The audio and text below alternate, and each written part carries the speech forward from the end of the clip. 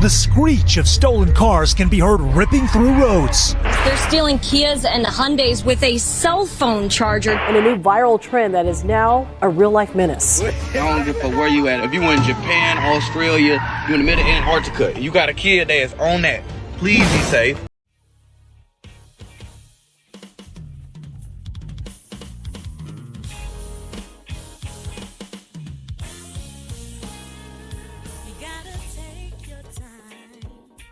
Welcome to Politics and Psychology. I'm Dr. Renee Carr, and please introduce yourself in the chat or on social media. Did you know that depending on the state that you live in, that having a Kia car is seen as scarier than having an automatic rifle? Well, that's what we are talking about today. And for this to not be a one-sided or a one-time conversation, please also leave your thoughts and questions in the comments section below. Now, in 2021, a trend started on TikTok with people showing you how to steal a Kia and a Hyundai car simply by using a screwdriver and a USB cable.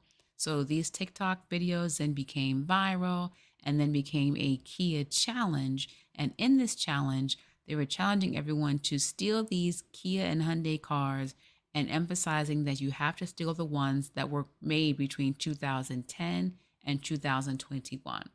And so as a result of this social media challenge, cities across the country were seeing Kia car thefts increase drastically, so much so that in California, their police commissioner said that in 2022, they saw an 85% increase in Kia and Hyundai car thefts compared to 2021. And with this increase in car thefts, we also saw an increase in associated cost. For example, there was an increase in law enforcement costs and police resources for their investigation attempts for the car recovery. There was also a cost to the victims, obviously, because they had their cars stolen. So they lost the car, they lost their ability to commute back and forth to work, which meant they also lost some income. They also had a loss of their lifestyle if they needed the cars to go to restaurants, go out to eat, go to church, soccer practice, etc. Even more so, there was a zip code-wide increase in insurance premiums if there was a higher proportion of Kias or Hyundais being stolen in one particular zip code. So across the board, we saw in cities and states that there was a great increase in car theft as well as a great financial loss as well. And this is what caused several cities across our country to sue Kia and Hyundai. Now, last month, in April 2023, attorneys general in 17 states and the District of Columbia, they combined their forces to urge the National Highway Traffic Safety Administration to issue a nationwide mandatory recall of these vehicles that were being stolen. And in addition to that, the victims in these states were also organized to file a class action lawsuit against Kia and Hyundai. So a class action lawsuit, just to back up for a second, is where a single entity, usually a large company, has hurt or negatively affected a mass of people, meaning like hundreds or thousands of people. And then when they have this huge impact from this one company, then those victims can then join their cases together to have one single legal action. And when you have that, it's called a class action lawsuit. And because of these combined efforts, with this class action lawsuit, with the 17 attorneys general across the country, as well as the District of Columbia, because of this combined action, we saw a very quick turnaround and a very quick settlement of this lawsuit. In less than 1 month, on May 18th, which was last week, then Kia and Hyundai automakers agreed to pay more than $200 million to the owners. And the lead counsel for this case stated, quote, "We believe this settlement offers comprehensive, welcome relief to the class that will serve as a lesson to automakers to not overlook such integral, basic safety features." So remember those words. We're going to come back to that in a few minutes. But even before this lawsuit was filed, then in February, the Korean automakers responded to the pressure that was building up within the cities by saying that they would offer software upgrades to 8.3 million U.S. cars just to help stop the thefts. So when you look at all of this, we see very quick action. We see a lot of combining efforts, a lot of coalitions to all make sure that Hyundai and Kia are being held accountable for their actions for having a loss of property and an increase in costs and expenses to the cities and states in which these cars are being sold. And with this settlement, what it gives is 9 million US owners and others associated with the damages from these losses up to $145 million for just the out of pocket losses. And they also are going to give them even more benefits. I'm going to list them. So they get to have an additional $300 for every vehicle owner if they had a Kia or a Hyundai that could not accommodate the security software upgrades. Hyundai and Kia also agreed that they would compensate owners who had any theft-related vehicle losses or damage that was not covered by their insurance companies or their insurance deductibles, and they would also pay for any increased insurance premiums. And if you had to rent a car, Kia and Hyundai have also agreed to not only compensate you for all costs associated with a car rental, whether it was one day or several days or several weeks. If you were never able to even get your car back, they're going to compensate you up to the full cost of your car or give you a comparable Hyundai or Kia. If you had to have your car towed because when the persons were stealing it, they ran away so quickly, got into a car crash, the car was no longer drivable, Kia will also pay for your towing cost.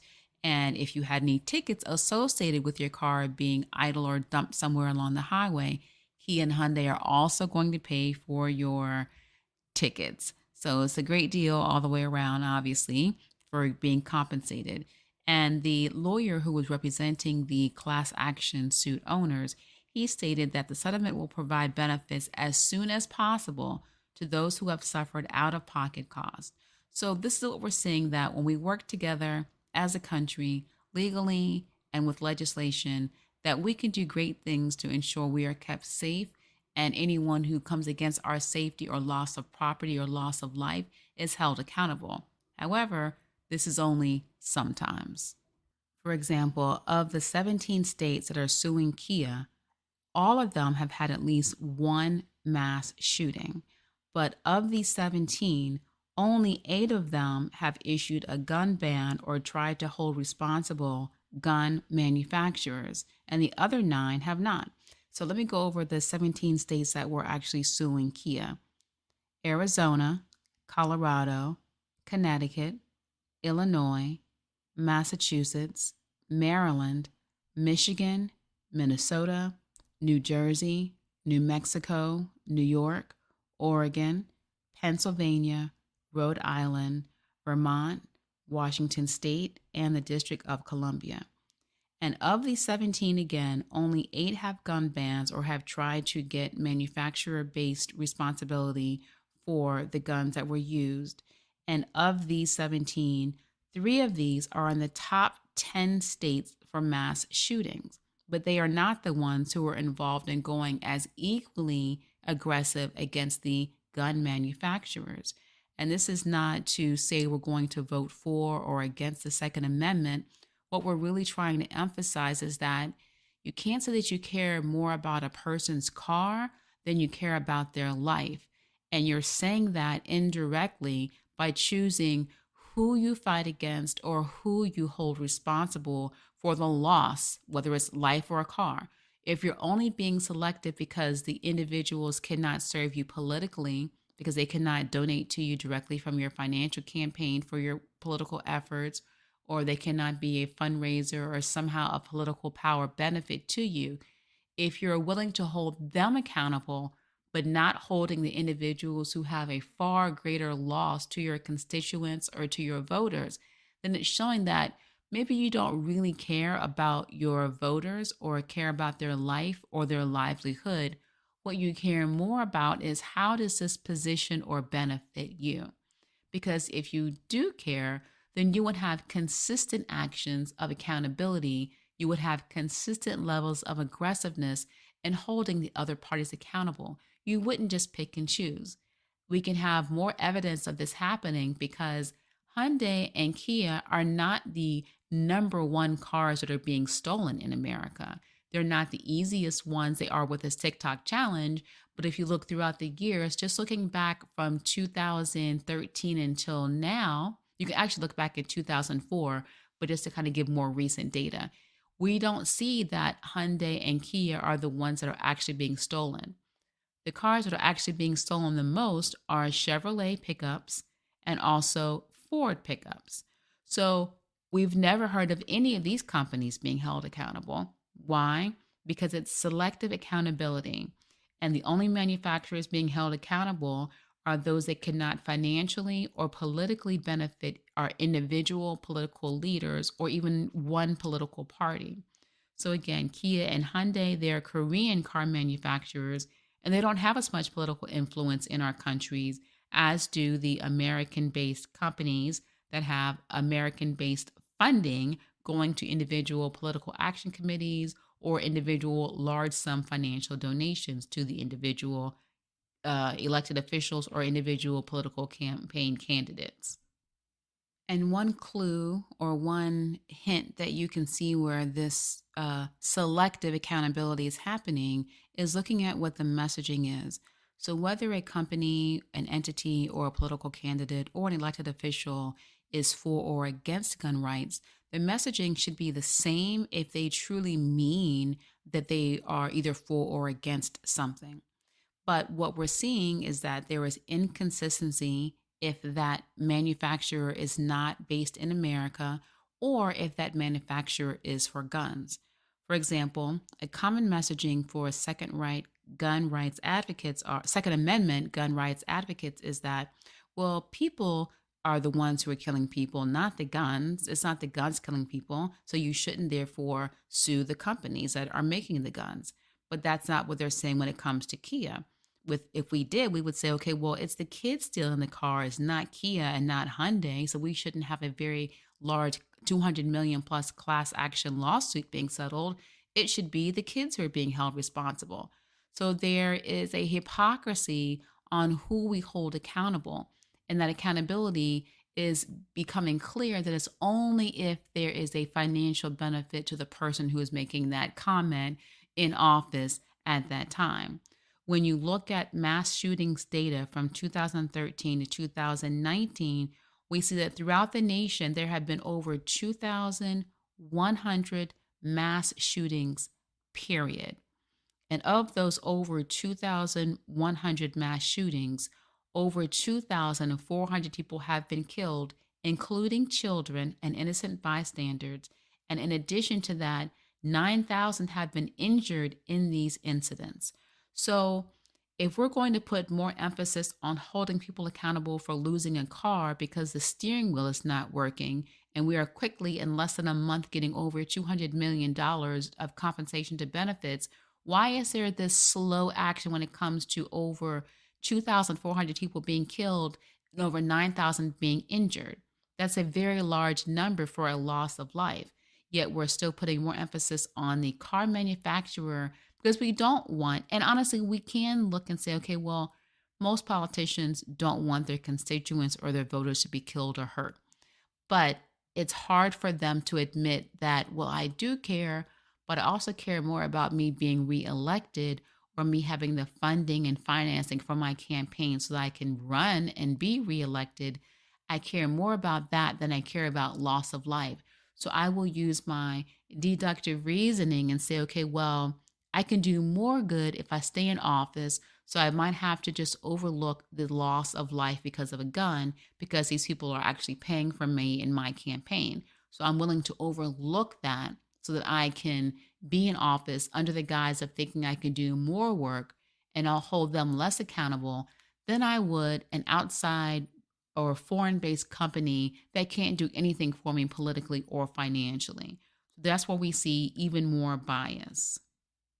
Now, when we analyze gun legislation in all 50 states, there is no combined effort. There's no quick action to help the victims or their families. There's also no determination to hold anyone accountable across the states, as we saw in the Kia Hyundai law settlement. And a lot of the gun control advocates are fighting against AR-15s. And that's because this AR-15 or AR-15 style rifles have been the weapon of choice in mass shootings. So I do want to give a little nerd note or a gun fact that you might be, find useful at cocktail parties. Is that there's a popular misnomer about the AR-15 being known as an assault rifle. That's what the AR stands for, assault rifle. But in actuality, it's short for Armalite rifle, which was a name for the gun manufacturer that was started in the 1950s for this firearm. So you could use that. But because the AR-15 rifles and the AR-15-like rifles for very quick shooting are often being used in these mass shootings, that's where the argument comes for, well, if this is the weapon of choice that is consistently being used in mass shootings, and we can have a direct link to an increased number of deaths because of this type of gun or this type of firearm, then not only should this firearm be held accountable, but so should the manufacturer of that firearm, like we do with Kia and Hyundai. If these two manufacturers have this one type of steering wheel that can be jimmied and unlocked and then a car stolen, and it's consistently this particular apparatus, and it's specifically and consistently only these two car manufacturers, then if we're using that same logic, then we should also hold the AR-15 primary manufacturers responsible. But despite repeated mass shootings, there is no consistency in accountability, and there is no aggressive action taken for the loss of life as we are seeing with the loss of a car. And again, why? It's selective accountability. So whenever you go to the polls and when it comes to voting for an elected official or even voting for or against the Second Amendment, try to not get caught up in the emotion of a gun, having a gun or not having a gun. Focus on, does this elected official or does this candidate have integrity in their behaviors for the safety of myself, my family, our lifestyle, or our community by consistently voting one way or consistently fighting one way when it comes to any form of attack of loss for me, whether it's a gun, a car, or life, or your house. Are they consistent in their actions, or are they only fighting, quote unquote, for my welfare and safety when it's directly tied to a financial or political gain for them? So use those as your decision points or your litmus test on deciding who to vote for and also to which campaign to donate. So thank you for listening. And that does end our time for today. And let's try to do all that we can to continue the conversation of making smart elected official choices so that we don't have anyone in office who values a car more than our own lives or the lives of our loved ones. And that ends our time for today. But please continue this conversation, but doing so using science and love.